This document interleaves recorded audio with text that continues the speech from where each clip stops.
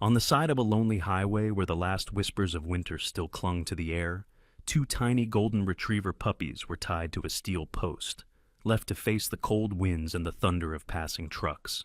No food, no warmth, just trembling paws and wide, fearful eyes. They were too young to understand why they had been abandoned, too weak to even bark for help, and the man who left them there believed no one would stop. But what he didn't know was that someone was watching, a stranger, an aging man with a weathered heart and a past full of shadows, was about to make a choice that would change not only their lives, but his own. This is a story of cruelty, survival, and an unexpected act of kindness that will leave you breathless. What happens next will stay with you long after the last word. The Wyoming plains stretched endlessly under a pale, stubborn sun, its light casting golden slants across the earth, but offering no true warmth. Though the thick snows had melted weeks ago, the air remained sharp, biting through even heavy coats, and the wind whipped restlessly across the highway, carrying dust, dry grass, and the last traces of winter's breath. A weather-beaten red pickup truck rumbled down the long, empty stretch of highway.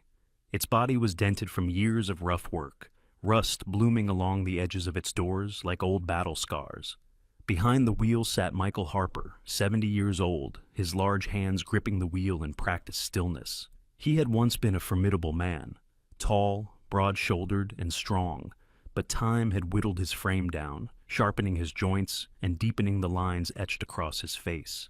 His sharp blue eyes, though dulled at the edges by age, still held a spark, a watchful, assessing flicker that had once marked him as one of the best officers in the Cheyenne Police Department. Michael was a man who had spent his life walking a straight line, but life had not repaid that honesty kindly. Years ago, he'd uncovered corruption deep within the force, believing, naively perhaps, that exposing it would bring change. Instead, he had been chewed up, spat out, forced into early retirement on trumped-up charges. His pension gone, his reputation shattered, Michael found himself fighting a new kind of battle: poverty, loneliness, and the long, slow fade of meaning.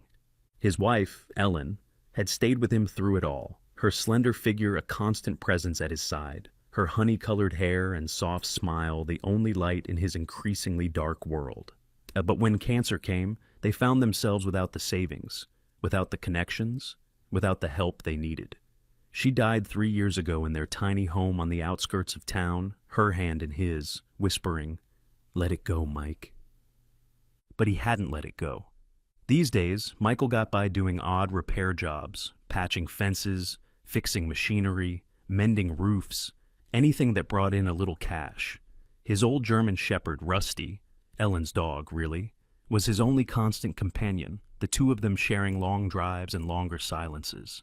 On this particular afternoon, Michael was on his way back from a supply run to a town 2 hours over, where the food was cheaper and the fuel discounts still worked. His truck bed was piled with bags of rice, cans of beans, propane tanks, and a few rolls of heavy wool blankets. The sun gleamed off the windshield, but the wind rattled the truck, slipping cold fingers in through the cracked window seals. Michael leaned forward slightly, eyes narrowing against the glare, and then a flicker. Something pale at the edge of the road. His pulse kicked up, his foot easing off the gas as his sharp gaze locked onto the shapes. He pulled over, the gravel crunching under his tires, and cut the engine, the sudden silence filling the cab like a held breath. With a grunt, Michael swung open the creaking door and stepped out. The wind hit him first, sharp and cold despite the sun, tugging at his old jacket. He pulled the collar tighter as his boots crunched over the roadside gravel. There, tied tightly to the base of a rusted highway sign, were two tiny puppies. Golden retrievers, no older than 2 months, their fur matted with dirt and oil, their thin bodies trembling violently. One lay curled tightly against the other, eyes glazed and dull, too weak to lift its head. The larger one gave a faint, wheezing whimper, its tail barely twitching. Michael's breath caught in his chest. He crouched slowly, knees popping, and extended a rough, scarred hand toward them. The larger puppy flinched, but had no strength to resist. The smaller one didn't move at all, its tiny chest barely rising and falling. The rope around their necks had dug deep, leaving raw marks on the tender skin. Michael exhaled, a slow, shaky breath that misted in the cold air. "God damn it," he murmured softly. His voice was gravelly, rusty from long disuse. He reached into his pocket and pulled out his old pocket knife, the wooden handle worn smooth from decades of service. His fingers trembled slightly, not from fear, but from something older, something he hadn't felt in years. He set the blade gently against the coarse rope, sawing carefully. His mind raced even as his hands stayed steady. Who the hell would do this? How long have they been out here? He glanced up and down the empty highway. Not a soul in sight. Just his truck, the wind, the sun, and these two tiny abandoned lives. As the last of the rope fell away, Michael sat back on his heels. The puppies were free, but they were limp, their small bodies cold and fragile in the sharp air. He hesitated, rough hands hovering just above their trembling forms. He had no plan. He had no money for a vet. Hell, he barely had money for himself. His house was small, the heat unreliable, the supplies stretched thin. But as he looked down at these two tiny creatures, he felt something flicker inside his chest. Something fierce. Something old. Michael Harper had been many things in his life. A cop, a husband, a man betrayed, a man broken. But one thing he had never been, not once, not ever, was the kind of man who walked away. He squared his shoulders, the old determination hardening his jaw. He reached down and as gently as his big rough hands could manage, he scooped the puppies up, cradling them carefully against his chest. "All right, little ones," he murmured, voice low and steady. "You're coming with me." Michael Harper sat behind the wheel, his large hands resting heavily on the worn steering wheel as the truck idled on the side of the road. His breath misted faintly in the cab despite the weak warmth from the old heater. Beside him, wrapped carefully in his thick wool jacket, were the two trembling golden retriever puppies he had just cut free from the cruel ropes binding them to the highway sign. Their tiny bodies shuddered under the blanket, their golden fur streaked with mud and oil, their bellies sunken, ribs faintly visible. Michael reached over with a rough, calloused hand, fingers stiff from decades of hard work, and gently touched the smaller puppy's belly. His fingertips came away cold. His chest tightened. The larger puppy gave a faint, wheezing whimper, barely strong enough to lift its head. Michael cursed softly under his breath. He rummaged in the center console until his fingers closed on an old water bottle, dented and dusty. Unscrewing the cap, he poured a few drops into the plastic lid and held it carefully to the stronger puppy's mouth. It licked faintly, tongue flicking over the water, while the smaller one stayed limp and still. Michael sat back, running a hand through his thinning silver hair, jaw tightening. His beard, once dark and neatly kept, had gone coarse and white, bristling over sharp cheekbones hollowed by age. His deep-set blue eyes, once known on the police force as sharp, unflinching, now looked tired, ringed with faint shadows. At 70, Michael bore the look of a man worn thin, not by laziness or decay, but by the slow grinding of life's misfortunes. 10 years ago, after a fierce argument, his only son Nathan had stormed out of the house and never returned. Nathan, once a lanky boy with his mother's soft brown hair, had been 30 the last time Michael saw him, standing in the doorway, face flushed with anger, fists clenched, shouting that he was done with his father's stubbornness. The house had been quiet ever since. His wife, Ellen, had died soon after Nathan left. Cancer, slow, brutal, draining not just her strength, but every bit of money Michael had managed to scrape together after his forced retirement. She had passed away in their bedroom, her frail hand in his, whispering, "Please, Mike, don't grow old alone." But old alone was exactly what he had become. The house sat on the edge of a dry, wind-bitten stretch of Wyoming plain, a squat wooden structure with peeling paint and a sagging porch. Inside, the furniture sagged too, a couch worn thin by years, a table scarred with old cigarette burns, a sagging bookshelf filled with faded photos. Only Rusty, the old German shepherd Ellen had brought home years ago, kept Michael company now, padding quietly through the house, his graying muzzle resting often on Michael's knee, as if sensing the weight pressing on his master's shoulders. Michael looked down at the two puppies in his passenger seat, wrapped like fragile cargo in his coat. He sighed, voice low, gravelly. "All right, little ones. Max, Daisy, let's get you home." He turned the truck carefully back onto the highway, tires crunching over gravel. The sun had begun to slip lower, casting long golden shadows across the open plains. As he drove, Michael spoke softly, the way a man does when he hasn't had a conversation in days. "I can't promise much," he murmured. "Old house, leaky roof, temperamental heater, and I ain't got much left in the fridge but beans and rice." He gave a faint, rough-edged chuckle. "But it's warm, and it's better than this godforsaken road." The truck rumbled slowly down the dirt driveway as the sky blushed pink and orange behind him. Rusty waited by the porch, his large body stiff with age, eyes alert as he watched his master step out carefully, cradling the two new arrivals in his arms. Inside, the house smelled faintly of wood smoke and old leather. Michael moved through the dim living room, the wooden floor creaking under his boots. He laid the puppies gently on a folded blanket near the wood stove, tucking the jacket tighter around their tiny bodies. Rusty settled nearby, his gray-flecked snout resting on his front paws, watching curiously but calmly. Michael straightened slowly, his joints aching. He stood there a long moment, looking down at the small creatures shivering softly in the fading light. He felt something stir in his chest, a faint warmth, an ache of memory. Morning crept into Michael Harper's house slowly, as if hesitant to cross the cracked windows and faded curtains. Pale sunlight spilled across the small wooden floor, painting the room in delicate streaks of gold. The air inside was faintly warmer than the sharp chill outside, thanks to the old wood stove crackling softly in the corner.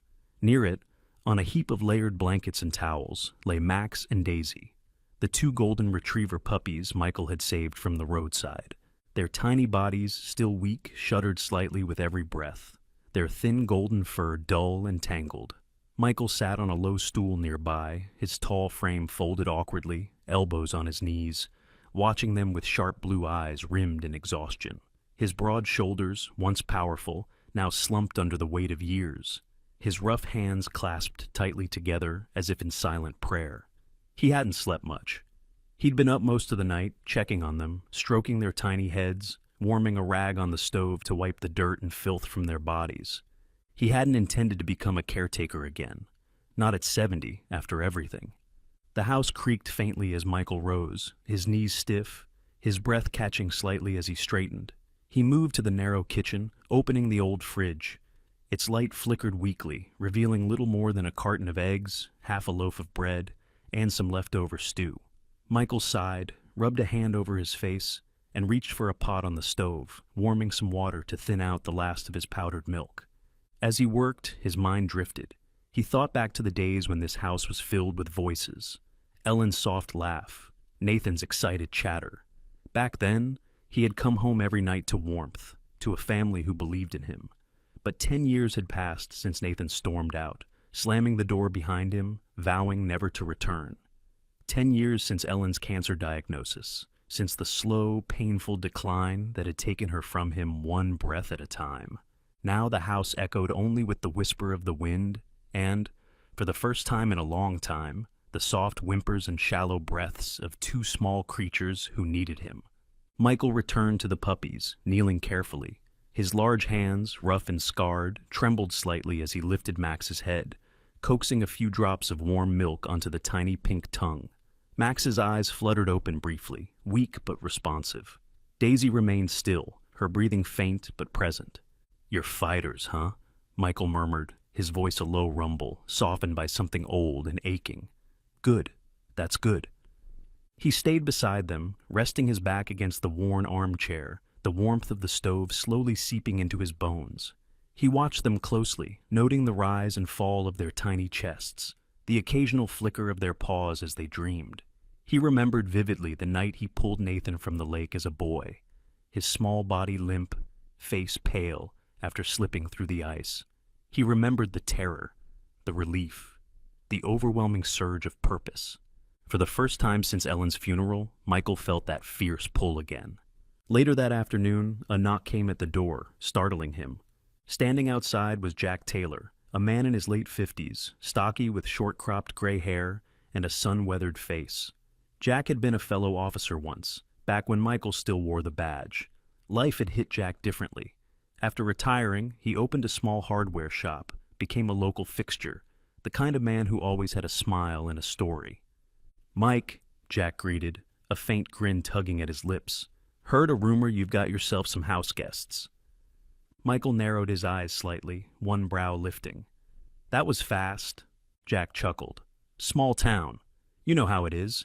Sarah Caldwell was in the shop this morning, mentioned you buying up half her pet aisle. Figured I'd stop by, see if you need anything." Michael shifted his weight, hesitating for a moment before stepping aside. "Come in."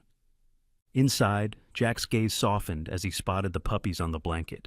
"Damn," he murmured, kneeling slowly, his joints creaking. "Look at you two. Barely bigger than my boots." His voice, normally loud and boisterous, softened as he reached out a thick, work-roughened hand to gently stroke Max's tiny head. "You always were the stubborn one, Mike." Michael folded his arms across his chest. "They would have died." Jack looked up, meeting his gaze. "Yeah, I know." He rose, brushing his knees. "Listen, if you need anything, supplies, help, whatever, you let me know. Don't have to do this alone." Michael gave a short nod, the words catching slightly in his throat.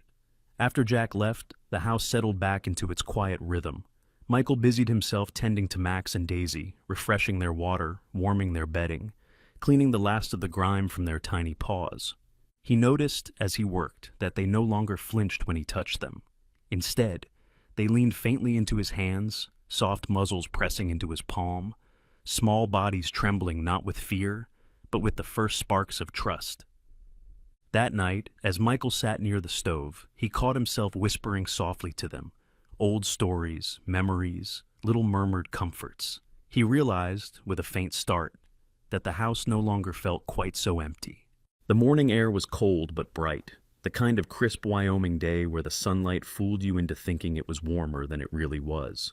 Michael Harper wrapped his old wool coat tighter around his tall, stooped frame as he walked slowly toward town, the stiff wind pulling at the edges of his gray cap. His sharp blue eyes squinted slightly against the light, deep lines furrowing his weathered face. In his arms, swaddled tightly in a blanket, lay Max and Daisy, the two tiny golden retriever puppies whose survival now consumed his every thought. They stirred faintly as he walked, their small bodies pressed close together and trembling not from fear now, but from the lingering effects of cold and weakness. Michael kept one hand braced under the bundle, feeling each small shudder, the occasional twitch of a paw, the faint, damp breath against the fabric. He hated leaving the house, hated exposing them to the cold, but the supplies were gone. If they were going to pull through, they needed more milk powder, more cloths, more than what his battered old cupboards could provide. The town of Miller's Creek came into view as he crested the low hill, its single main street lined with brick front shops, wooden porches, and a few cars dusted with road grit. People moved up and down the sidewalks, bundled against the wind, nodding greetings to one another, sharing bits of gossip. Michael felt their glances even before he stepped onto the street, the way conversation slowed when he passed, the way eyes flicked from him to the bundled shapes in his arms. It had been years since Michael Harper had been the subject of anyone's interest.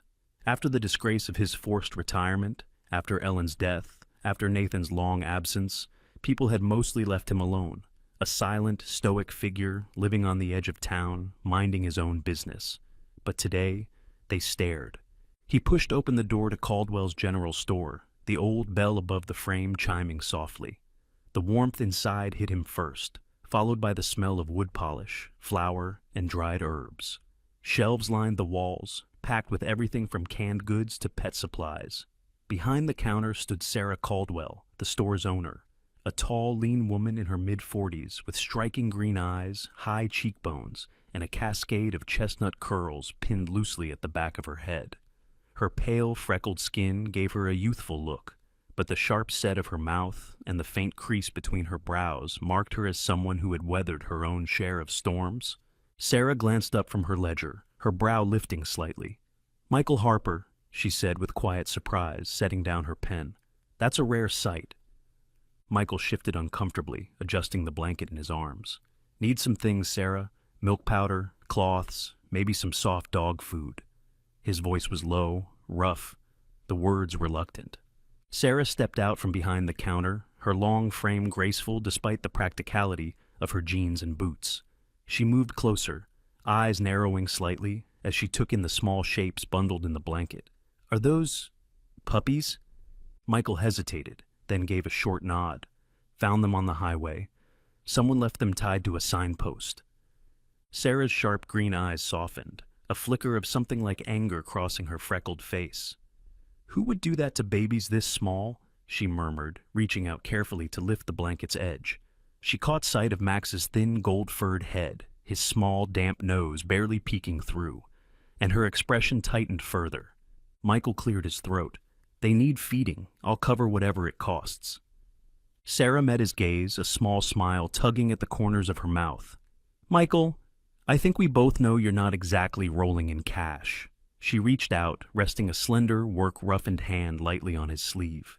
"Take what you need. Pay me when you can." Michael stiffened, pride flaring up sharply. "I pay my debts, Sarah." Her smile softened, but she didn't argue. "I know, Michael." She stepped back, gesturing toward the shelves. "I'll pack up the supplies. Give me a few minutes." As she worked, a few other customers drifted into the store. Mrs. Redmond, the widow from up the hill, bundled in a heavy wool coat, her thin face sharp and inquisitive. Tim Avery, the local mailman, a short, wiry man in his 50s with a quick grin and restless energy. "Morning, Michael," Tim greeted with a nod, his eyes flicking curiously to the blanket. "Heard you were up to something new." Michael gave a faint grunt in response, shifting slightly as Mrs. Redmond edged closer, peering with sharp gray eyes. "Are those puppies, Michael Harper?" she asked, her voice thin but sharp. "Why, I can't imagine you with pets." Michael's jaw tightened. He said nothing, turning slightly away. Sarah appeared then, carrying a box of supplies. She shot a quick glance at the growing cluster of curious onlookers and said lightly, "Let's give Michael some space, folks." Her tone was kind, but there was steel beneath it, the kind that made people listen. Outside, the whispers began to spread. Michael Harper, the disgraced ex-cop, the quiet old man living alone at the edge of town, had rescued puppies, was looking after them, feeding them, walking into town with them bundled in his arms like treasures. By the time Michael left the store, carefully balancing the box of supplies, he could feel the shift in the air. Eyes watched him from windows. Heads turned as he passed. Sarah stood in the doorway, arms folded, watching thoughtfully as he walked away. As Michael trudged back up the road toward his house, he felt the stirrings of something he hadn't known in years, the weight of being seen, and, perhaps, the possibility of being understood. Evening settled over Miller's Creek, drawing long shadows across the hills and painting the sky in streaks of lavender and pink. Michael Harper sat at his worn kitchen table, the overhead light casting a dim glow across the scattered scraps of evidence before him. His sharp blue eyes, weathered by age but still piercing, flicked from one item to the next. The frayed piece of rope he'd cut from around the puppies' necks, the tiny metal tag dangling loosely from Max's thin collar, the faint marks along their fur where restraints had rubbed raw. Michael's back ached as he leaned forward, his large hands rough and scarred, working carefully to straighten the tag under the light. He'd nearly missed it at first. The small engraving faded, the phone number barely legible. But now, as he traced a calloused finger across the tiny letters, something old stirred inside him. Something he hadn't called upon in years. The sharp, methodical instincts of a trained investigator. He jotted down the details in a battered notebook, the same kind he'd once carried in his coat pocket during his days on the force. His pen moved slowly, the letters thick and uneven, but determined. The name on the tag, Granger. Michael's brow furrowed. He knew that name. Thomas Granger, 50 years old, a prominent figure in Miller's Creek. Tall and broad-shouldered, Thomas had the kind of presence that filled a room. Silver-streaked hair cut close to his head, sharp features, a square jaw covered in a neatly trimmed salt and pepper beard.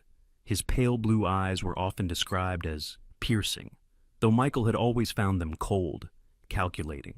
On the surface, Thomas was the town's darling, a wealthy businessman who donated to local schools, sponsored charity drives, hosted community events, but Michael had seen enough in his life to know that clean surfaces often hid the dirtiest secrets. He leaned back, the old wooden chair creaking under his weight, and stared at the ceiling. Why would Thomas Granger's name be on the collar of 2 abandoned puppies? Why leave them tied to a highway sign in the freezing cold? Michael's jaw tightened, the deep lines around his mouth hardening. He rose slowly, pulling on his heavy coat and scarf. Max and Daisy were asleep by the stove, curled tightly together, their breathing soft and rhythmic. Michael knelt briefly, his large hand brushing gently over their tiny heads. "Stay warm, little ones," he murmured, voice low and rough. "I'll be back soon." The night air was sharp against his face as he stepped outside, the gravel crunching under his boots. He walked through town with quiet determination, his long stride steady despite the stiffness in his knees. Miller's Creek at night was a sleepy place. Shop fronts dark, houses lit only by soft window lamps. But Michael wasn't heading toward the heart of town. He was heading toward the edge, where the largest house sat behind tall iron gates. The Granger estate loomed against the night sky, its white stone walls glowing faintly under the moonlight. Michael approached carefully, his sharp eyes scanning the grounds. He remembered the layout from years ago, the long driveway lined with trimmed hedges, the wide porch lit by twin lanterns, the detached garage where Granger's imported cars were kept. But it wasn't the house Michael wanted. It was the back, where the kennels were. He moved along the edge of the fence, the cold metal biting against his gloved hands as he gripped the bars. Beyond, the faint outlines of cages took shape in the dark, the soft whimpering of dogs drifting through the night air. Michael's stomach clenched. He crouched low, slipping through a gap in the side hedge, and moved carefully toward the kennel doors. The closer he got, the clearer the sounds became. Dogs, many of them. Some pacing anxiously, others silent and still. He caught the glint of collars, the flash of identification tags, the faint smell of antiseptic mixed with the sharper scent of fear. And then, a voice. Thomas Granger emerged from the side of the house, tall and imposing even in the dim light. He wore a heavy black coat over a tailored suit, his silver hair glinting faintly. At his side walked a man Michael didn't recognize. Younger, maybe mid-30s, thin and nervous-looking, with a narrow face and quick, darting eyes. "I told you to move them out by Friday." Thomas's voice was low, but edged with steel. "We can't keep holding the overflow here. It's bad for business." Michael's heart pounded. He flattened himself against the side of the kennel, listening intently. The younger man shifted uneasily. "I'm working on it, Mr. Granger. Just delays with the transport, you know, but we'll clear them out soon." Thomas let out a slow, dangerous breath. "Do it. And no mistakes this time. We can't afford attention." Michael's fists clenched at his sides. He felt the familiar rush of adrenaline, the pulse-quickening surge of a man on the edge of discovery. He slipped quietly back through the hedge, heart hammering, and began the long walk home. The town hall of Miller's Creek was an old, white-painted building with wide wooden steps and a tall, narrow bell tower that hadn't rung in decades. On this particular evening, its main room buzzed with voices. The townspeople packed shoulder to shoulder under dim brass lights, winter coats draped over chairs, boots tracking in cold air from the outside. It wasn't often the whole town gathered like this, but the news had spread, faster than even Michael Harper had expected. Michael stood quietly near the back of the room, his tall frame wrapped in his heavy brown coat, his silver-streaked hair tucked under his wool cap. His weathered face was set, jaw clenched, the sharp blue eyes under heavy brows fixed forward. In his large, rough hands, he gripped a battered folder. Worn papers, faded photos, carefully collected evidence from the last few days. At the front of the room, Thomas Granger stood with the easy confidence of a man used to being admired. 50 years old, tall and broad-shouldered, with sharply cut features, a perfectly trimmed salt and pepper beard, and slicked-back silver hair, Thomas wore a dark tailored coat over a fine suit, the kind that signaled wealth without saying a word. His pale blue eyes sparkled faintly with amusement as he chatted with the mayor, occasionally shaking hands with neighbors who approached. The mayor, John Dalton, was a thin man in his 60s, balding with wispy gray hair, a neatly pressed plaid shirt under a puffer vest. He was known as fair, but cautious, the kind of leader who avoided conflict whenever possible. John's eyes flicked anxiously between Thomas and the murmuring crowd, sensing the tension but unsure where it was headed. Michael waited, his heart pounding steadily. He could feel Sarah Caldwell's presence beside him, the tall, lean woman with curly chestnut hair, sharp green eyes, and a freckled face set in determination. She had been one of the first to believe him, standing at his side when others only offered doubtful glances. Sarah wore a thick knitted scarf over a plain gray sweater and jeans, her long hands folded calmly, but her eyes never left Thomas. The mayor cleared his throat and tapped the microphone at the front. "Evening, everyone. Thank you for coming on short notice. We know there's been talk, and we want to address concerns openly and fairly." Thomas stepped forward smoothly, his smile calm, his voice even. "Good evening, friends. I'm sure some of you have heard some rumors circulating. I want to assure you, my work and my business are fully in support of this community. I love this town, you know that." He spread his hands graciously, his deep voice rolling over the room like warm syrup. Michael felt his stomach turn. He took a step forward. The murmurs grew as heads turned. Michael Harper, the disgraced ex-cop, the man who hadn't stood before this community in over a decade, was walking to the front, his heavy boots thudding softly on the wooden floor. He stopped beside the mayor's podium, his tall figure looming, his blue eyes sharp and hard. He didn't speak immediately. Instead, he opened the folder in his hands, pulling out a photo. The frayed rope that had been tied around Max and Daisy's necks. Another photo. The tiny metal tags still looped loosely on their collars. Another, the thin bruised marks along their delicate fur. Michael laid them on the table at the front, his large hand flattening the papers. "These aren't rumors," he said, his voice rough but steady. "These are facts." The room quieted. Thomas gave a small, tight smile. "Michael, I'm not sure what you think you're implying." Michael cut him off, lifting a paper. A sworn statement from the delivery man, a thin, nervous-faced worker named Eddie Simmons, who had come forward after Michael quietly questioned him. Eddie, in his early 30s, thin and pale, with dark circles under his eyes, and a perpetual twitch at the corner of his mouth, had been afraid, but finally admitted that he had delivered cages to the Granger estate, more cages than any one man should need. "Eddie Simmons gave me this," Michael continued, holding up the paper.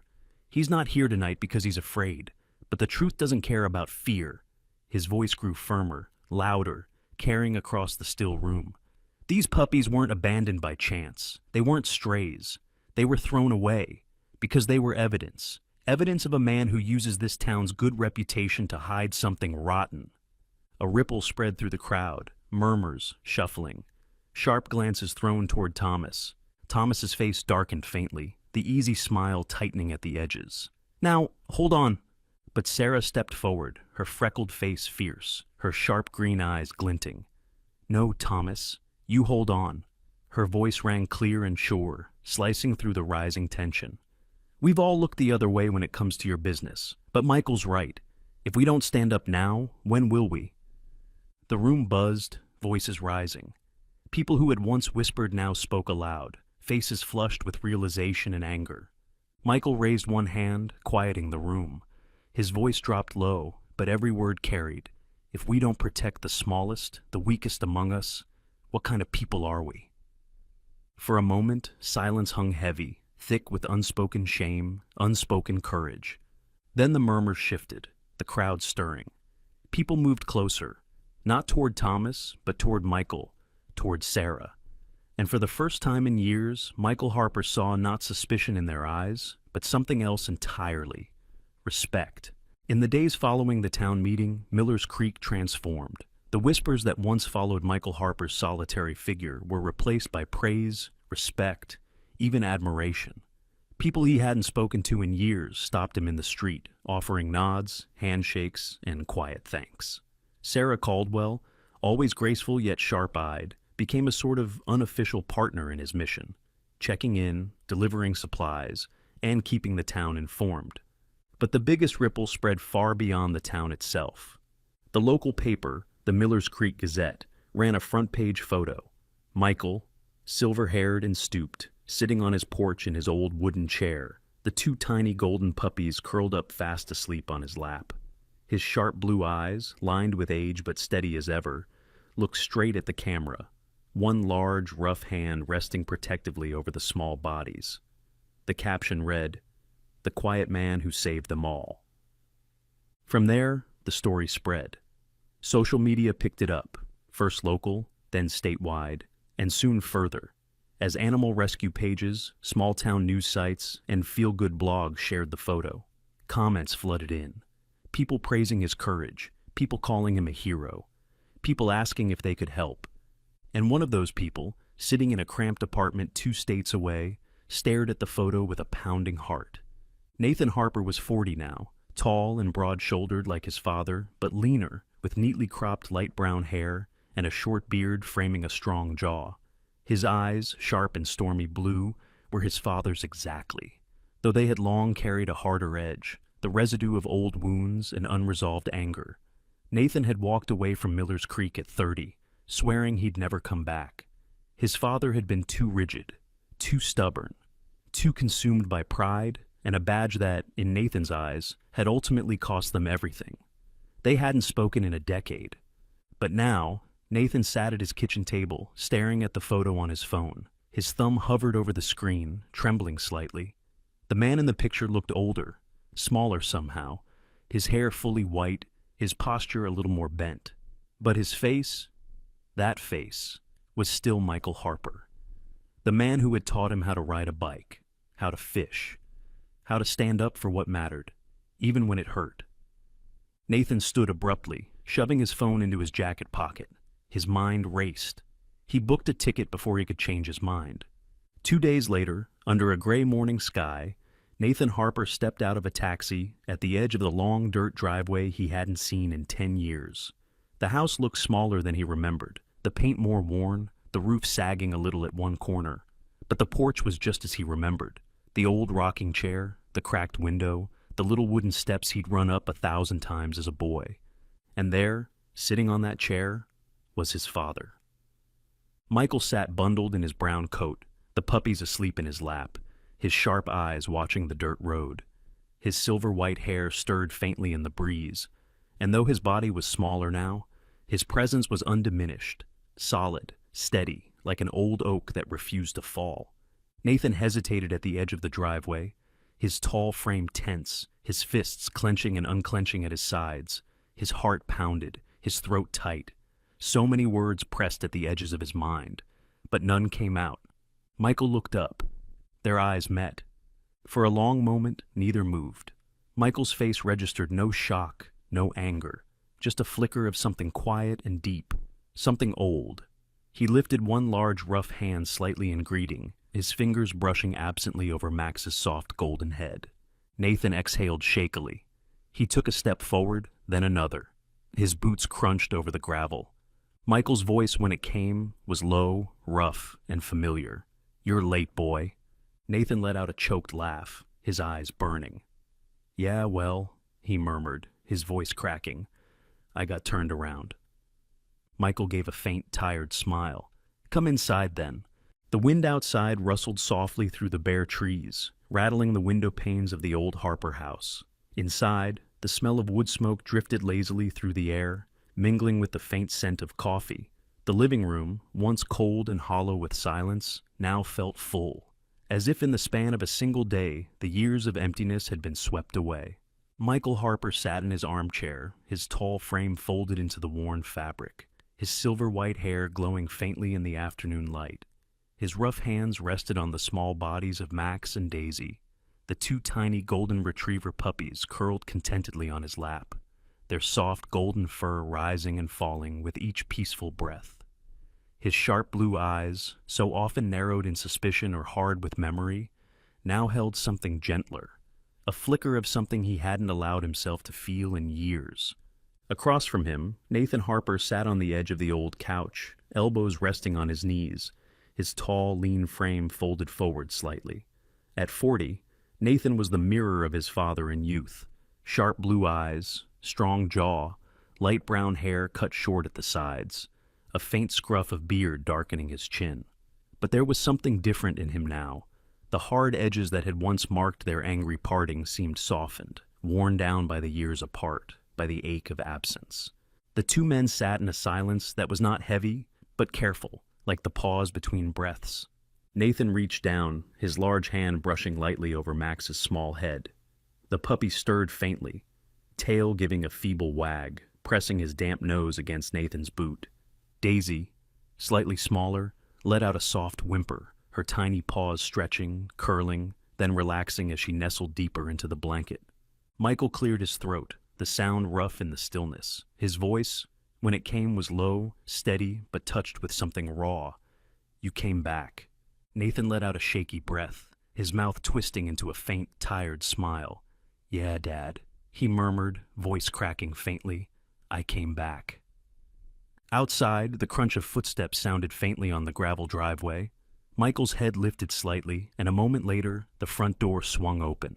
Sarah Caldwell stepped inside, tall and graceful, her chestnut curls pulled back under a wool hat, her sharp green eyes flicking quickly over the room. She wore a thick knitted scarf and a simple gray coat, her freckled face flushed faintly from the cold. "Michael," she greeted with a small, warm smile, "I figured you'd need some extra blankets." Her sharp gaze flicked to Nathan, a flicker of surprise and understanding passing through her expression. Nathan rose, extending a hand automatically. "Nathan Harper." "Sarah Caldwell," she replied, shaking his hand firmly, her slender fingers cool but strong. "It's good to meet you." She glanced meaningfully toward Michael. "Your dad's been busy." Nathan gave a faint, almost embarrassed laugh, his eyes softening as they moved back to his father. "Yeah, I heard." Michael shifted slightly in his chair, one hand smoothing absently over Max's tiny back. "They've been through hell," he murmured, his voice gruff but careful. "We all have, I guess." For a moment, none of them spoke. Then Sarah smiled softly, setting down the folded blankets on a nearby chair. "The whole town's coming by later, you know," she added, a note of amusement in her voice. "They want to thank you, both of you." Michael huffed faintly, the ghost of a smile tugging at his lips. "I didn't do it for thanks." Sarah's green eyes softened. "I know." That evening, the house filled, not just with warmth, but with people. The townsfolk came in waves, their faces familiar and new. Jack Taylor, the stocky old hardware shop owner, with his easy grin and weathered hands. Mrs. Redmond, the thin, sharp-tongued widow with her tightly pinned gray hair and a surprisingly kind smile. Tim Avery, the wiry mailman with his restless energy, laughing and patting Michael on the shoulder. They brought food, blankets, gifts for the puppies, squeaky toys, soft beds, little bowls with their names already painted on them. They spoke softly at first, careful around Michael, but soon the room was filled with laughter, shared stories, hands clapping Michael's shoulder, reaching out to shake Nathan's. Michael sat quietly, letting it all swirl around him. He watched as Nathan crouched beside Max and Daisy, laughing softly as the puppies clumsily nuzzled his hands, their tiny tails wagging in sleepy excitement. He watched Sarah, standing nearby, her graceful frame silhouetted in the firelight, her sharp eyes flicking occasionally toward him with a small, knowing smile. And for the first time in so many years, Michael felt the cold inside him crack, just a little. Later, when the house had emptied, when the night had settled into quiet once more, Michael sat on the porch, the puppies asleep beside him in their little bed. Nathan stood at the railing, looking out over the darkened field, his hands tucked into his jacket pockets. Michael's voice broke the silence, low and rough. "You staying long?" Nathan glanced back, his mouth lifting in a faint, hesitant smile. "Yeah, Dad," he murmured. "I think I am." Michael exhaled slowly, the sound carrying faintly into the still night. He reached down, running a large, gentle hand over Max's tiny head. The puppy stirred, letting out a soft sigh, pressing closer into the blankets. Michael's eyes softened, his voice barely a whisper. "You brought them back, little guy," he murmured, a faint, almost disbelieving smile touching his mouth. "You brought my whole family home." Sometimes, miracles don't arrive as thunder or lightning. Sometimes, they come in the smallest forms. The shiver of a tiny puppy saved from the cold, the quiet return of a son after years of silence, the soft crack of a heart that has long been frozen, finally opening again. Michael Harper had thought his life was over, his purpose gone, his family shattered. But God works in ways we cannot always see, through the helpless, through the weak, through the moments when we are called to love, even when we think we have nothing left to give. This story is a reminder that no matter how lost we feel, no matter how long we have wandered, grace waits patiently for us. It reaches for us in the form of forgiveness, of second chances, of small hands, or tiny paws, that remind us we are not alone. May God bless each and every one of you watching, especially those who feel tired, forgotten, or broken. May you be reminded today that kindness leaves ripples and that no act of love is ever wasted. If this story touched your heart, please share it. Leave a comment below and subscribe to this channel for more stories of hope, redemption, and the unbreakable bond between humans and animals. Together, let's spread light in a world that so often feels dark. Click subscribe and join us on this journey of compassion. And may God's blessings be upon you and all those you love. It was a bone-chilling dawn on the outskirts of Boise, where the frost clung to every window pane and the world lay frozen under a heavy quilt of snow. Imagine yourself behind the wheel of a long-haul truck, the heater humming faintly, your breath fogging the windshield, when out of the corner of your eye you catch sight of her. A mother golden retriever, head bowed low against the biting wind, 4 tiny puppies huddled beneath her trembling body, barely clinging to life. Would you stop, risking your job, your delivery, your safety? Or would you tell yourself, it's not your problem, keep driving, and leave their fate to the cold? For Ethan Walker, a man hardened by years of loss, the choice seemed simple, until his late wife's words echoed through his mind. Sometimes angels appear in places you least expect. But what if this angel was about to lead him straight into something far darker? Would you still dare to stop? Boise, Idaho was locked under the grip of winter, the kind of bitter cold that crept under doors, through seams, and into bones. Snow blanketed everything, rooftops, pines, open fields, while the highway wound like a thin ribbon of gray between white-draped silence. The sun had not yet fully risen, leaving the sky a steel blue dome over the frozen land. Every so often, the wind swept a veil of snow across the road, ghostly and sharp, making the world seem emptier than it already was. Inside the cab of a battered red Peterbilt 579, Ethan Walker sat hunched, fingers wrapped tightly around the steering wheel. At 46, he was a tall, broad-shouldered man who had begun to stoop slightly from years behind the wheel. His hair, dark brown now streaked heavily with gray, was tucked under a worn beanie, and his sharp jawline was covered in a rough, unshaven beard. His hands, rough and calloused, bore the thick-knuckled marks of labor. His eyes, pale blue, were sunken, rimmed in exhaustion, and flicked constantly between the road and the dashboard clock. The heater blew dry air against his legs, but it couldn't touch the ache deep in his chest. Ethan shifted, coughed softly into his elbow, a deep, rattling cough, and for a moment, his face twisted with something not quite pain, not quite resignation. The doctors had been clear. The same illness that had taken Catherine 3 years ago now pulsed quietly through his own body. He had watched her fade away under the weight of hospital bills, insurance denials, and desperate prayers. Now it was his turn. The cab phone buzzed sharply, and Ethan flinched. He reached out, thumb tapping the receiver. "Walker, where the hell are you?" The voice on the other end was sharp, clipped. David Stone, his boss at the trucking company. Stone was a man in his late 50s, once a driver himself, but years in the office had left him with a thickening middle, a sharp tongue, and a ruthless eye for profit. His voice always carried the edge of a man who measured worth in deliveries, not people. "About an hour out, Stone," Ethan answered, voice hoarse. "Hour!" Stone barked. "You were supposed to shave time on this run. That load needs to hit the Boise depot by 9, not 9:15. You screw this up, Walker. You're not just late, you're done. I can't afford slackers right now." Ethan's jaw tightened. "I know. I'm on it." "You better be." The line clicked dead. Ethan let the receiver drop, his shoulders sinking for a moment. Catherine's voice floated up in his memory. Soft, teasing. "You used to smile when you worked, Ethan. Do you remember that?" He blinked hard, shook his head, and focused on the road. 1 hour. Deliver the load. Keep the job. Keep the insurance, meager as it was. Maybe, just maybe, get the treatments the doctor had suggested. 1 more month on the road, 1 more paycheck. Outside, the snow swirled gently. The mist on the horizon thickened as the road curved ahead. That was when he saw it. A shape, small and low, huddled on the shoulder, half buried in a drift of snow. At first, he thought it was just a discarded tarp or an old bag, things that littered highways often enough. But as the truck drew closer, his eyes sharpened and the shape became clearer. A dog.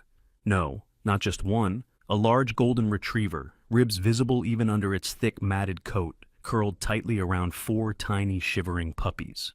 Their golden fur was barely visible against the snow, and they huddled close to their mother, too weak to lift their heads. Ethan's heart clenched painfully in his chest. His foot hovered over the brake. No, not now.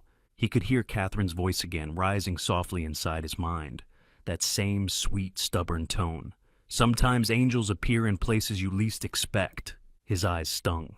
He tightened his grip on the wheel. He couldn't afford this. Not the time, not the detour, not the risk. Come on, Ethan, he muttered to himself, forcing his eyes back to the road. You can't save everyone. The dashboard clock ticked louder in his ears, the minutes slipping away. He imagined Stone's voice again. Late one more time, Walker, and you're done. His job was already hanging by a thread. His money barely enough, his body wearing thin. He took a shaky breath. The image of Catherine came to him, not in the hospital bed, but alive, glowing, bundled in her winter coat, laughing as she brushed snow off the porch railing. She had always believed in small miracles, in stray rescues, in doing good even when no one was watching. You used to believe too, her voice whispered inside him. Ethan swallowed hard, eyes burning. His knuckles turned white on the wheel, and then, slowly, he pressed down on the accelerator. The truck rumbled forward, carrying him past the fragile, trembling shape on the roadside. He didn't look back. His chest ached, sharp and hollow, as though a piece of him had stayed behind. But he didn't stop. There was no space left for angels on his road.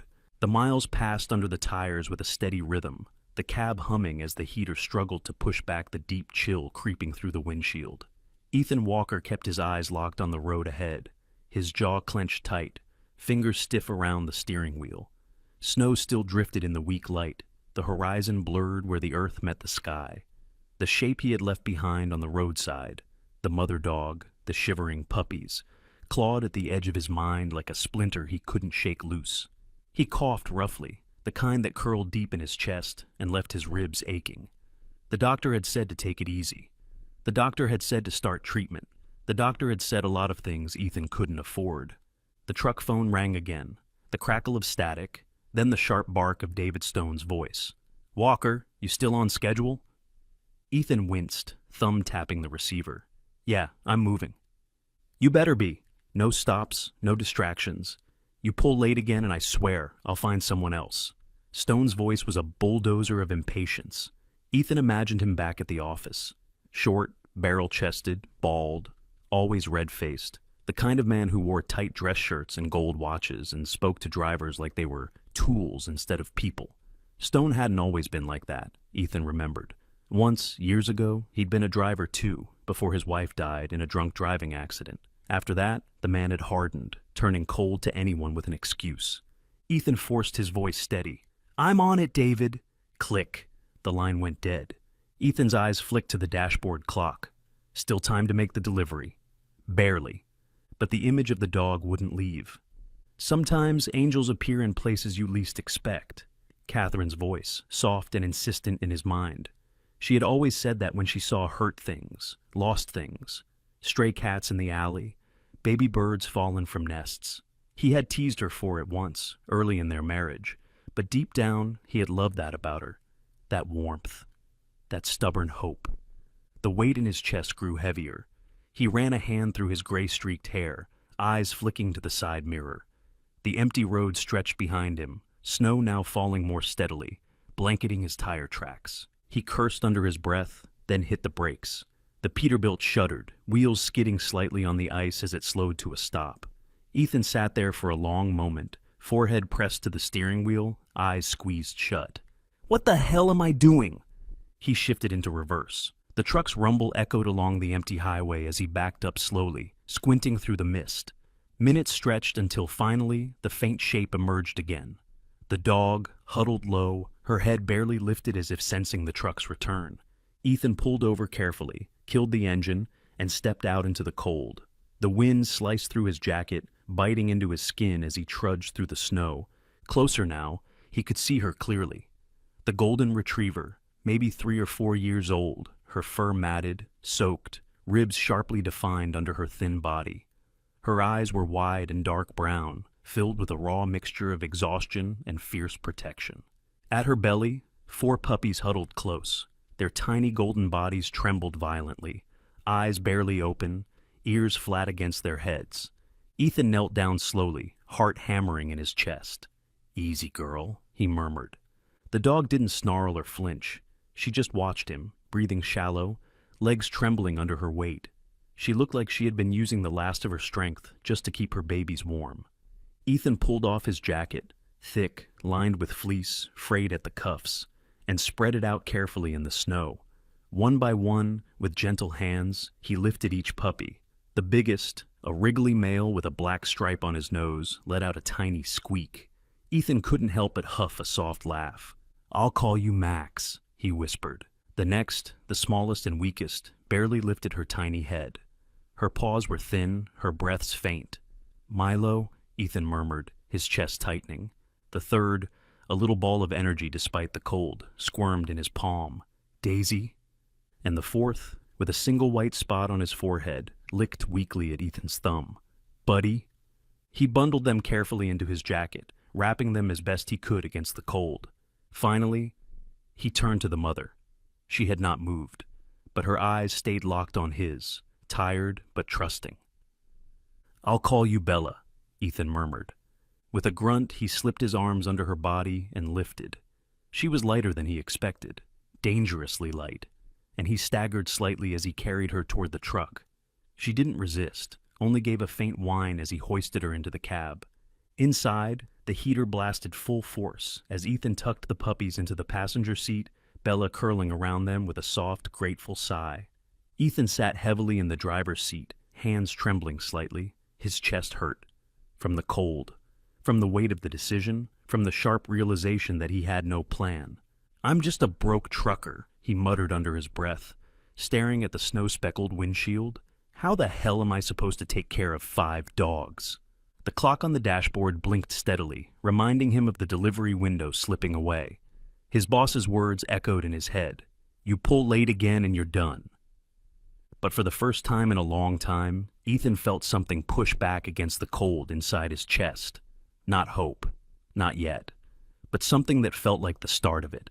He shifted into gear, pulled the Peterbilt back onto the snowy road, and kept driving, not just toward his delivery, but toward whatever came next. The red Peterbilt rumbled steadily through the snowy streets, the old engine growling low as Ethan Walker guided it toward a familiar landmark on the outskirts of Boise, Murphy's Gas and Stop, a squat little station that had stood unchanged for as long as Ethan could remember. The fluorescent sign flickered in the gray light, casting a faint blue glow over the snow-covered lot. The sky had turned pale, streaked with the hesitant colors of a sun struggling to break through, and the wind howled softly between the gas pumps. Inside the cab, the heater blasted at full strength, and Ethan kept glancing at the passenger seat. Bella lay curled tightly around the 4 puppies, their tiny golden bodies twitching faintly as they dozed, wrapped in his old jacket. Bella's deep brown eyes met his now, and then, cautious but no longer fearful, as if she understood he had chosen to help. Ethan's chest tightened every time he looked at them, the weight of his decision pressing harder with every mile. The truck hissed as it came to a stop in front of the station. Ethan cut the engine, rubbed a rough hand over his tired face, and opened the door. The cold hit like a slap, sharp and immediate. A figure appeared at the gas station door, waving. Sophie Evans stepped outside, her breath puffing in white clouds. At 29, Sophie was a slender woman, tall with long, strawberry blonde hair, usually tied back in a messy ponytail, freckles scattered across her pale cheeks. She wore a thick green parka and jeans tucked into scuffed winter boots. Sophie had worked at Murphy's for a few years, known by regulars for her easy smile and a laugh that could brighten even the darkest day. She had always had a soft spot for strays and underdogs, human or animal alike. "Ethan," she called, jogging across the snow-dusted pavement. "I didn't expect to see you today. Thought you were on a Portland run." Ethan offered a weary, crooked smile. "Got sidetracked." Sophie reached the truck, then froze, her green eyes widening. "Oh my God! Ethan, are those puppies?" He nodded, voice hoarse. Found them by the highway. Couldn't leave them. Sophie leaned in, peering through the window, her hands pressed to the glass. They're golden pups. And the mom? Oh, she looks like she's been through hell. She stepped back, concern wrinkling her brow. Do you know what happened? Ethan shook his head. Not yet. Just then another figure emerged from the side of the building. Mark Jensen, the station's mechanic, strode over with a slow, deliberate gait. Mark was in his early 50s, a tall, solid man with a broad chest and thick arms still strong from years of manual labor. His hair was dark, streaked with silver at the temples, and his face was framed by a neatly trimmed salt and pepper beard. Mark's skin was weathered and tanned from long hours under trucks and cars, his eyes a sharp gray blue. He had once been a lively, boisterous man, but the death of his teenage son in a car accident 5 years ago had left him quieter, more withdrawn, though no less kind to those he cared about. Without a word, Mark handed Ethan a steaming paper cup of coffee, the faintest hint of a smile on his face. You look like you need this. Ethan took it with a grateful nod, wrapping his cold fingers around the cup. You're not wrong. Sophie crossed her arms, eyes flicking between Ethan and the truck. You know, she said thoughtfully, this isn't the first time. Ethan frowned. What do you mean? Sophie shivered slightly, tucking her hands into her parka pockets. Last week, someone found 2 golden retrievers abandoned by the old bridge south of town. Same condition, skinny, dirty, scared. And 2 weeks before that, another near Route 22. Everyone thought they were just strays, but she hesitated, her brow furrowing. It feels strange, you know? Ethan's stomach tightened. He looked back at Bella in the cab, at the delicate rise and fall of her breath as she lay curled around her puppies. He had assumed, or wanted to assume, that this was just one awful moment, a single act of cruelty he had stumbled into. But Sophie's words planted a seed of doubt, and it took root quickly. Mark spoke quietly, his deep voice cutting through the silence. You thinking this might be part of something bigger? Ethan met his old friend's eyes, his chest heavy. I don't know, but I'm starting to wonder. The three stood there for a moment, the cold seeping into their boots, the wind picking up and tugging at their jackets. Ethan sipped his coffee slowly, the warmth filling his mouth, his throat, even if it couldn't quite reach the chill inside his chest. Finally, he let out a long, slow breath. I need to get them checked. There's a clinic in town, right? Sophie nodded quickly. Yeah, Hope's Haven, over on Maple Street. Run by Dr. Helen Brooks. Older lady, sweetest soul you'll ever meet. She's been patching up strays for decades, sometimes doesn't even charge if you can't pay. Mark gave a low grunt. Helen's good people. She helped me with a barn cat once, back when... His voice trailed off, the weight of old grief flickering across his face before he shook it off. Ethan gave them both a small, grateful smile. Thanks. I should head over there. Sophie reached out, touching his arm lightly.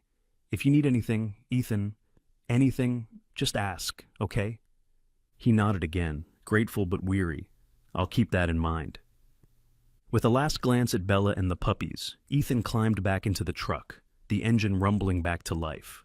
As he pulled away from the gas station, his eyes flicked once to the rearview mirror. Sophie stood waving, her red ponytail whipping in the wind, and Mark gave a small, firm nod, his arms crossed, watching silently. Ethan pressed his foot gently to the gas, his heart beating faster now. For the first time, he wondered if what he had stumbled into was more than a simple roadside rescue. And for the first time, he felt a flicker of something other than dread in his chest, a small, uncertain sense of purpose. The sky over Boise had deepened into a bruised shade of gray, the wind sweeping snow across the cracked asphalt of Murphy's Gas and Stop. Ethan Walker stood beside his red Peterbilt, coffee in hand, shoulders hunched against the cold. His breath fogged the air, his rough, calloused fingers tight around the paper cup as he stole glances toward the cab. Inside, Bella lay curled protectively around her 4 puppies, their tiny golden bodies twitching weakly under the threadbare blanket he'd spread across them. Mark Jensen stood nearby, arms crossed. Mark was a mountain of a man in his early 50s, with thick arms hardened by years under truck hoods and a face framed by a salt and pepper beard. His dark hair was streaked with silver, combed back neatly despite the cold wind tugging at it. His gray-blue eyes, usually somber, softened slightly each time he glanced at the dogs.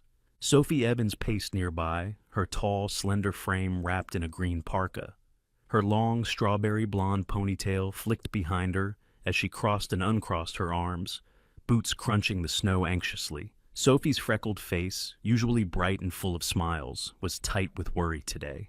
"I'm telling you," Sophie said, voice low but urgent. "This isn't just bad luck. 2 golden retrievers were dumped last week over by the old bridge, and 2 weeks before that, a whole litter near Route 22. Something's going on, Ethan." Ethan exhaled slowly, watching the steam rise from his coffee. His chest ached, a raw, hollow ache that had nothing to do with the cold. His cough had gotten worse over the past week, the heaviness in his ribs a reminder of the diagnosis still fresh in his mind. He rubbed a hand over his stubbled jaw. "I can't think about that right now. I need to figure out what to do with them first." Mark grunted. "You're taking them to Hope's Haven, yeah?" Ethan looked up sharply. "Hope's Haven? That the vet clinic on Maple Street?" Mark nodded. "Yeah, old Dr. Helen Brooks runs the place. 70, tough as nails, but not cheap." Sophie bit her lip. "She's got a reputation for being the best in town, but people say she's swamped. She won't turn you away, but she's not running a charity, Ethan. You sure you can swing that?" Ethan let out a hollow laugh. "No, I can't." Before anyone could answer, the low purr of an engine cut through the stillness. A black SUV glided slowly into the lot, headlights slicing through the falling snow. It crept past the pumps, engine rumbling softly, the tinted windows revealing nothing. Sophie stiffened beside Ethan, her freckled face pale. "That's the second time I've seen that car today." Mark's brows furrowed under his thick hair. "You know them?" Sophie shook her head. "No, but they were parked down the road earlier, just sitting there." The SUV lingered a beat too long, headlights flashing across the Peterbilt, before it smoothly pulled away, tires crunching over the icy ground. Ethan's stomach knotted. His gut told him this wasn't coincidence. He pulled out his phone and stared at the screen. One name glowed on it: David Stone, his boss. The man who had called him twice already today. Ethan could imagine Stone now, a short, barrel-chested man in his late 50s, bald, with a face always flushed with frustration. Stone had once been a decent trucker himself, but after losing his wife to a drunk driver 15 years ago, he'd hardened, throwing himself into work and turning cold to anyone who slipped on the job. Ethan's thumb hovered over the screen, then tapped. "Walker," Stone barked the moment the line connected. "Where the hell are you?" "David, listen," Ethan said, his voice rough, raw from both the cold and the weight pressing on him. "I'm gonna be late." "What?" Stone's voice sharpened. "You're already cutting it close, Walker. Don't pull this crap on me. What's the excuse this time? Snow? Flat tire? Broken clock?" "I found dogs," Ethan said, his voice hardening. "A mother and 4 pups. They're in bad shape. I couldn't leave them." A beat of silence, then a harsh, clipped laugh. "Jesus Christ, Walker. You think you're a dog rescuer now? You miss this delivery, you're done. You hear me? I've got a dozen drivers waiting to take your routes. I don't need soft hearts. I need deliveries on time." Ethan closed his eyes briefly. "I hear you." "Good," Stone snapped. "Now stop playing hero and finish the job." The line went dead. Ethan let the phone slip to his side. Mark gave him a long, steady look. "You gonna let that stop you?" Ethan glanced toward the truck window, where Bella lifted her head weakly to watch him. One of the tiny puppies gave a faint, muffled whimper under the blanket. He shook his head, a bitter smile pulling at the corner of his mouth. "No, I'm not." Sophie stepped forward, resting a hand on his arm. "You don't have to do this alone, Ethan. If you need help..." Ethan squeezed her shoulder lightly. "Thanks, Soph, but I need to see this through myself." Mark gave a short nod, his weathered face grim. "Then you better get moving. That snow's not letting up anytime soon." Ethan took one last sip of his coffee, exhaling hard, then climbed into the cab. He settled Bella and the pups more securely in the passenger seat, his hands lingering for a moment on Bella's thin, trembling body. As he started the engine, headlights flared through the snow, casting long shadows over the lot. He didn't know what waited at Hope's Haven, or how he'd pay for it. All he knew was that the next step was forward. With Sophie and Mark waving silently behind him, Ethan steered the Peterbilt out onto the snowy road, the dark shape of the SUV still flickering in the back of his mind. He set his jaw. He wasn't backing down. The snow fell heavier as Ethan Walker steered his red Peterbilt through the narrow streets of Boise, the headlights cutting soft tunnels through the white haze. His gloved hands gripped the wheel tightly, heart pounding against his ribs with every mile. Inside the cab, Bella rested her head wearily on her paws, her thin body wrapped protectively around the four trembling puppies. Ethan could hear their faint whimpers even over the growl of the engine, each sound a needle of guilt driving deeper into his chest. Ahead, the lights of Hope's Haven Veterinary Center glowed brightly, modern, sleek, clean, a two-story building of polished glass and steel, standing in stark contrast to the rustic shops lining the street. Ethan had never been here before, but he knew the reputation. The best care in Boise. The highest prices. Inside the warm lobby, Ethan stood awkwardly at the counter, his rough denim jacket damp from melted snow, boots leaving wet patches on the tiled floor. The receptionist, a sharp-featured young woman named Tessa, barely glanced up from her computer. She had sleek black hair pulled into a tight bun, flawless pale skin, and long red nails that clicked impatiently as she typed. Ethan cleared his throat. "Hi, I found a mother dog and her pups. They're in bad shape." Tessa's dark eyes flicked briefly to the carrier he'd hauled in, where Bella's tired eyes peeked out. Without a smile, she tapped her keyboard. "Dr. Monroe can see you shortly. Please wait." Moments later, Dr. Gerald Monroe emerged from the back. Tall, lean, and impeccably dressed in a spotless white coat over tailored gray slacks, Monroe looked more like a businessman than a vet. His dark blonde hair was perfectly combed, his angular jaw clean-shaven, and his steel blue eyes sharp with calculation. He extended a hand briskly. "Gerald Monroe, you're the one who found the retriever and her litter?" Ethan shook his hand, feeling instantly underdressed. "Yeah, I'm worried. They're starving, cold, weak." Monroe crouched, examining Bella briefly with gloved fingers, his eyes narrowing. Severe malnutrition, borderline hypothermia, possible dehydration. Treatment will require fluids, antibiotics, thermal support, and likely overnight monitoring for the puppies. Ethan let out a shaky breath. "Okay, how much are we talking?" Monroe straightened, cool and unblinking. "Roughly $1,600 up front. That covers the basics. If complications arise, it may increase." Ethan's stomach dropped. He fumbled for his wallet, pulling out a thick wad of crumpled bills. His last $1,500, scraped together over weeks. "This is all I have. Please." Monroe shook his head calmly, his mouth a firm line. "I'm sorry. We don't run deferred payments or charity cases. If you can't cover the costs, I suggest contacting the local shelter or animal control." For a long moment, Ethan stood frozen, the air thick in his throat, his heart pounding with helplessness. Bella let out a faint, shuddering whine, the puppies stirring weakly beside her. With a raw, trembling breath, Ethan gathered them back into his arms and stumbled outside. He stood under the falling snow, the cold seeping instantly through his jeans and jacket. His vision blurred as he looked down at Bella's tired eyes, the puppy's tiny forms shifting faintly against the blanket. He wanted to scream, wanted to break something, wanted to collapse into the snow and let the world swallow him whole. "Hey!" Ethan flinched, turning sharply. A stranger stood nearby, maybe late 40s, bundled in a thick navy coat, snow-dusted boots, and a faded gray beanie. His face was weathered, round, his cheeks flushed from the cold, brown eyes kind but tired. He held a grocery bag in one arm, watching Ethan with quiet sympathy. "You okay, buddy?" the man asked softly. Ethan opened his mouth, but no words came. He just shook his head, blinking hard. The stranger stepped closer, peering at the shivering dogs in Ethan's arms. "Vet turn you away?"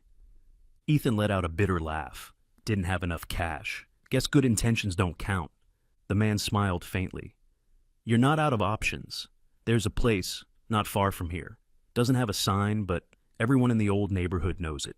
Small clinic, tucked near the edge of town. Run by a lady named Helen Brooks. Let's just say, she cares more about saving lives than making money." Ethan's heart jolted. He straightened, gripping the man's arm. "Where?" The man gave him an address, clapping Ethan gently on the shoulder. "Good luck, friend." Without wasting another second, Ethan bundled Bella and the pups back into the truck, engine roaring to life as he pulled away from Hope's Haven, tires hissing over the slush-covered road. His hands trembled on the wheel, a knot in his chest as tight as a clenched fist. Minutes later, he arrived at a small, weathered building tucked between a row of houses, its faded wooden sign too worn to read, a crooked porch light casting a faint glow onto the snow-covered path. Inside, the warmth was immediate, filling the tiny waiting room with the scent of tea and lavender. Behind the counter stood Helen Brooks, a 70-year-old woman with short silver hair, clear blue eyes, and a smile that shone like dawn. She wore a faded knit cardigan over her scrubs, a pair of reading glasses perched on her nose, and a necklace with a tiny silver locket. Ethan stumbled through the door, his arms full, his voice cracking. "Please, they need help." Helen's eyes softened instantly. Without a word, she stepped forward, guiding him gently toward the back room. "Here, love," she said, her voice low and warm. "Let's get these little ones settled. You've done all you could, now let us help." Ethan's throat tightened. For a moment, all the weight, the stress, the hopelessness, the fear, broke loose inside him. He felt the sting of tears, blinking fast, swallowing hard. Helen reached up, patting his arm gently. "You're safe here, son. We save lives. We don't count dollars." And for the first time in a long, long while, Ethan let himself believe it. The small clinic was warm, filled with the faint scent of chamomile tea and clean linens. Ethan Walker sat hunched on a worn bench, his rough hands clasped tightly together, eyes fixed on the exam room door where Helen Brooks worked quietly. The 70-year-old vet moved with a slow, sure grace, her short silver hair tucked neatly behind her ears, her blue eyes sharp despite her grandmotherly softness. She wore a faded cardigan over her scrubs, and her weathered hands moved gently over Bella's thin frame, checking for fractures, feeling her heartbeat, whispering soft encouragement. Beside her, an assistant named Margot bustled back and forth. Margot was in her late 50s, with curly brown-gray hair pinned in a messy bun, dark skin warm against her pale blue uniform. Her face, round and kind, was set in a quiet determination, though her dark eyes softened each time she glanced at the tiny golden puppies swaddled on the heated pad. Ethan rubbed his eyes, bone-tired, his mind churning. The adrenaline of the past hours, the highway, the gas station, the SUV, the rejection at Hope's Haven, had left him shaky. His chest tight not just with illness, but with a sharp, unfamiliar sense of responsibility. The door creaked open and Helen stepped out, wiping her hands on a towel. She gave him a small smile. "They'll make it, son. We'll need to monitor the little one overnight, but you got them here just in time." Ethan let out a breath he hadn't realized he was holding. "Thank you. I don't know how to repay you." Helen waved it off with a soft laugh. "We save lives here, dear, not count coins." Ethan's heart clenched painfully. He gave a small, grateful nod, standing slowly. "I need to go back." Helen tilted her head. "Back?" "To where I found them," Ethan murmured. "I have a feeling there's something I missed." Outside, the snow had thickened into soft drifts, the world quiet under its weight. Waiting for Ethan near the edge of the lot was Mark Jensen, arms folded across his thick chest, heavy boots crunching in the slush.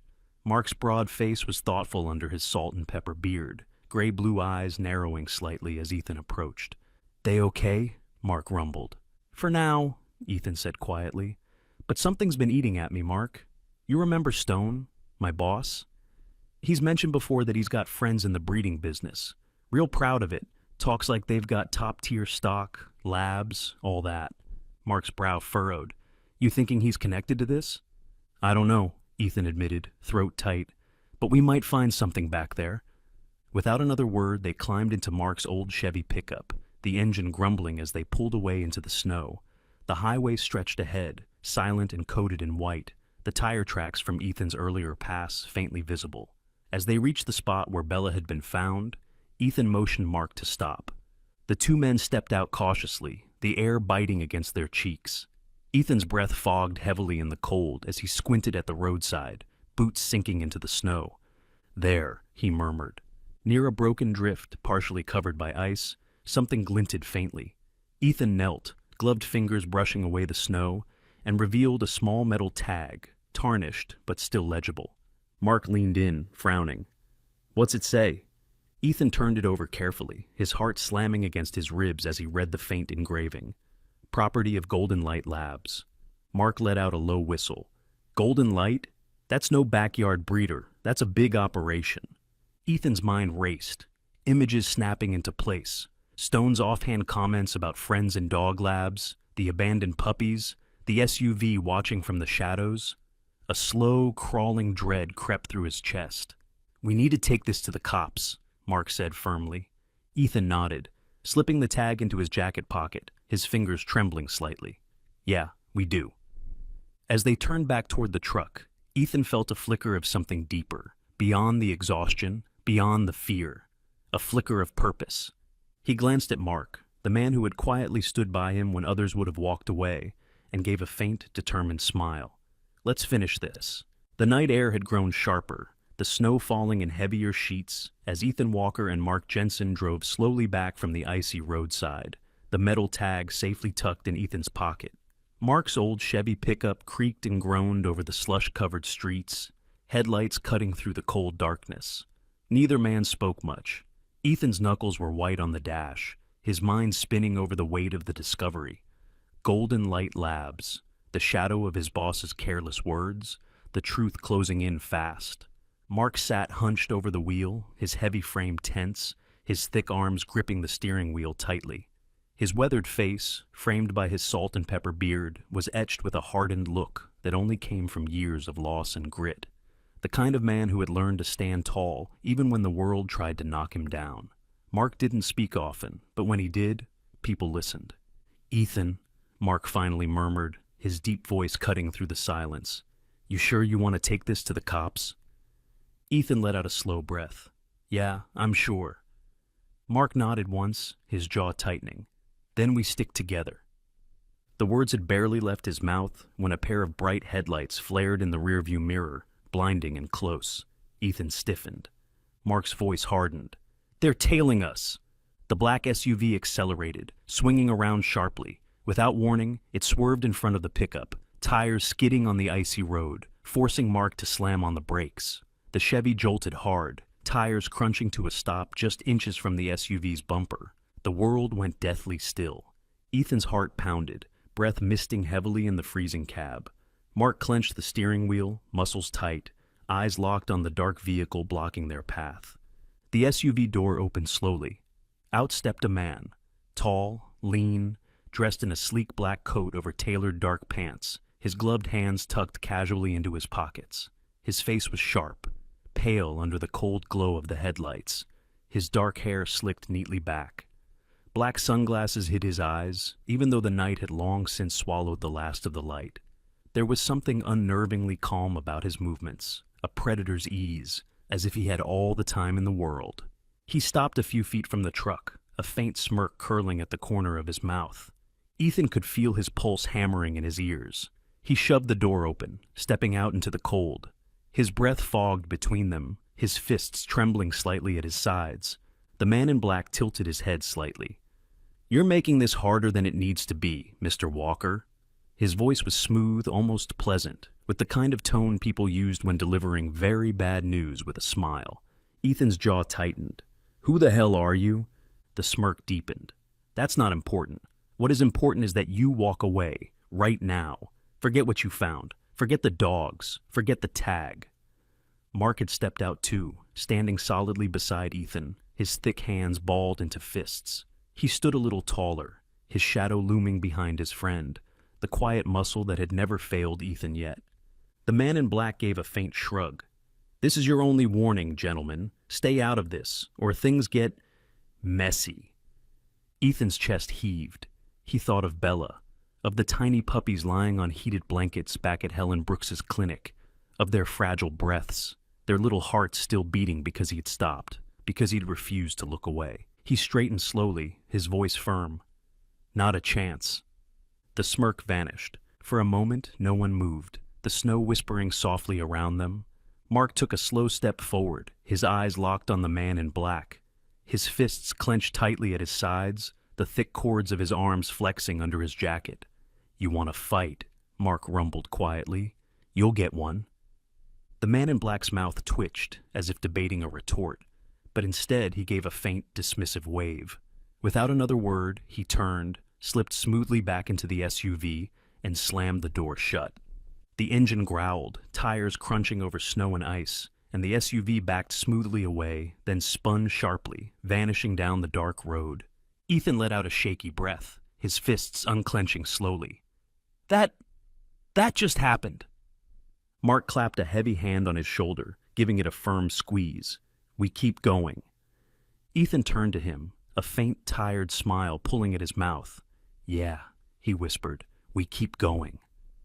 Together the two men climbed back into the truck, the night swallowing their path ahead, but neither of them looking away. The early morning sky over Boise glowed faintly pink as the snowstorm finally began to break. Ethan Walker stood on the small porch of Helen Brooks's clinic, his breath curling softly in the icy air. He watched the rising sun touch the rooftops in gold, casting light over the snowy streets and telephone wires. The world quiet except for the faint hum of the radio drifting from inside. Inside, Bella lay curled on a thick blanket, her head resting on her paws as the 4 puppies squirmed gently against her. Their eyes had opened just that morning, and Helen, smiling warmly, had told Ethan it was a sign they were out of danger. Mark Jensen stood at Ethan's side, arms crossed over his broad chest, his salt and pepper beard dusted faintly with snow. His square face was lined with fatigue, but his sharp gray-blue eyes carried the stubborn glint of someone who had stood through the storm and stayed standing. The two men watched as a Boise police cruiser turned the corner and slowed to a stop in front of the clinic. Officer Sarah Larkin stepped out, pulling her dark blue coat tighter around her. Sarah was in her mid-30s, tall and fit, with a no-nonsense air that softened only when she smiled. Her skin was pale, her short auburn hair tucked under her police cap, and her sharp green eyes flicked from Ethan to Mark with a flicker of respect. "We got them," Sarah said, walking up the snowy path. "Golden Light Labs was raided this morning. We found illegal breeding records, abused animals, genetic tampering. Several arrests were made. The media is already running the story." Ethan let out a long breath, his chest loosening for the first time in days. "It's over?" Sarah gave a small, firm nod. "Because of you two, yeah, you brought us the key evidence. You saved a lot more than just those puppies." Mark gave a low grunt of approval, patting Ethan's shoulder. "Told you we'd see this through." Ethan smiled faintly, but the moment of relief was quickly broken by the sharp vibration of his phone. He glanced at the screen. David Stone. His heart sank slightly. He stepped aside, pressing the phone to his ear. "Walker," Stone's voice barked without preamble. "You're a day late on that shipment. I've already reassigned your runs. We're done here. Don't bother showing up again."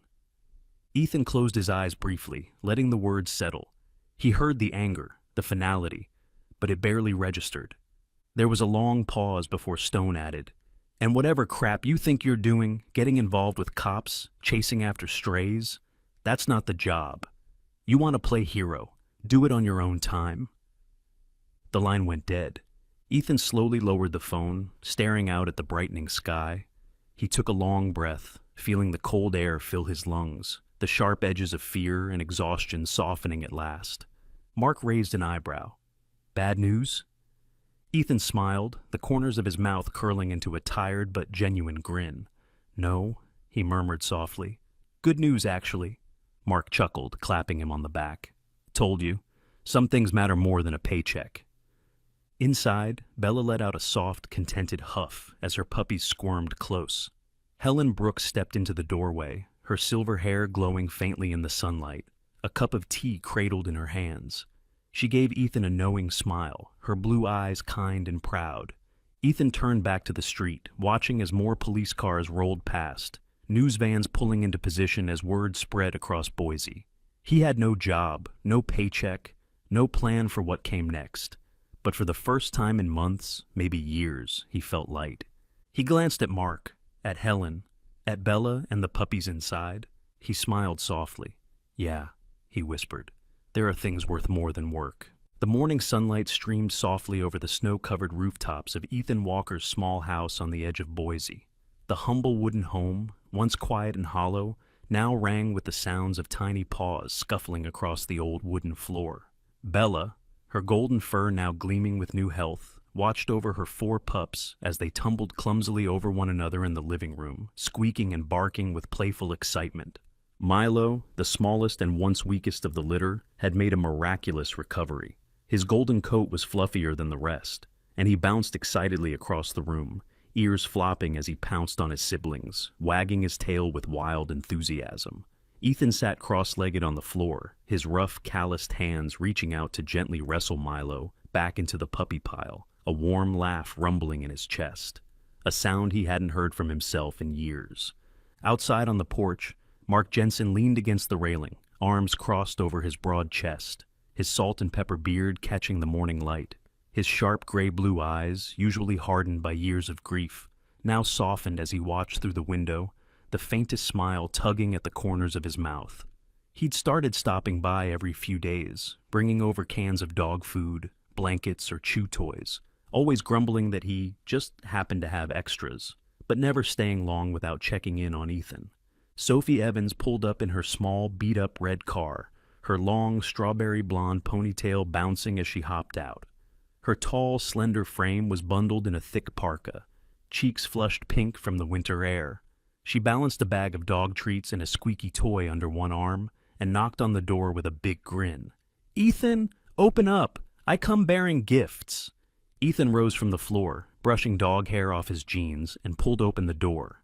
Sophie breezed in, her freckled face brightening even more at the sight of the puppies.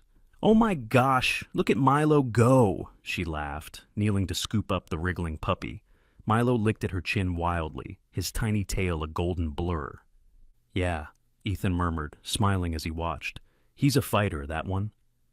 The house was no longer quiet, no longer heavy with the weight of grief or loneliness. Where once the rooms had echoed with silence, now they filled with the rustling of paws, the soft yips of play, the warm laughter of old friends. That afternoon, as the sun dipped lazily behind the trees, Ethan settled into his old wooden rocking chair on the front porch. His rough hands cradled a warm mug of coffee, and his tired blue eyes softened as he gazed out over the snowy yard. Bella lay at his feet, head resting gently against his boot, while the 4 puppies tumbled and chased each other across the snow, their golden fur flashing like tiny streaks of sunlight against the white. Mark sat on the porch railing, his heavy frame relaxed for once, chewing thoughtfully on a toothpick. Sophie perched on the steps, laughing softly as Milo pounced on one of his bigger siblings and promptly tumbled headfirst into the snowbank. Ethan's thoughts drifted, his heart squeezing gently as he remembered Catherine's voice, the soft, loving tone that still echoed in the corners of his memory. Sometimes, angels appear in places you least expect. For so long, he hadn't believed that. For so long, life had felt like an endless road of loss, deadlines, broken plans. But now, watching the puppies chase each other under the golden light of sunset, feeling the warmth of Bella pressed against his leg, hearing the laughter of friends who had stood beside him when everything else crumbled, now he understood. Ethan smiled faintly, closing his eyes for a moment, feeling the cool breeze on his face. He whispered softly, almost like a prayer, "You were right, Catherine." There were things more important than jobs, more important than money or deadlines or old regrets. There were things like second chances, like life unexpectedly handed back to you when you thought it was gone, like finding family where you least expected it. As the evening deepened and the sky faded into twilight, Ethan sat quietly, watching his new family. Not a perfect family, not a planned one, but a family nonetheless. And for the first time in years, he felt whole. Life always gives us a choice, to turn away or to reach out and help. And sometimes, it's those very choices that lead us to miracles we never expected. In every small act of kindness, in every decision to care when it's easier to ignore, we open the door to something greater, a touch of grace, a whisper of God's hand moving quietly through our lives. So, if this story has touched your heart, if you believe that love, faith, and small miracles can change the world, share this story. Leave a comment below about a time you found light in the darkness. Subscribe to our channel to hear more stories that remind us of hope. And may God bless each of you watching. May you always be surrounded by love, guided by faith, and open to the miracles waiting in the most unexpected places.